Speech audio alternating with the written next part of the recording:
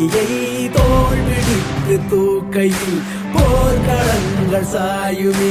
நாடகத்தில் கொடிய இருளில் ஆண்டு கட்டி அலரும் பொழுது சாது ஒன்று பொறுமை இழந்து காடுகின்ற கதைகள் ஒரு வாழா பத்து தர கொண்டு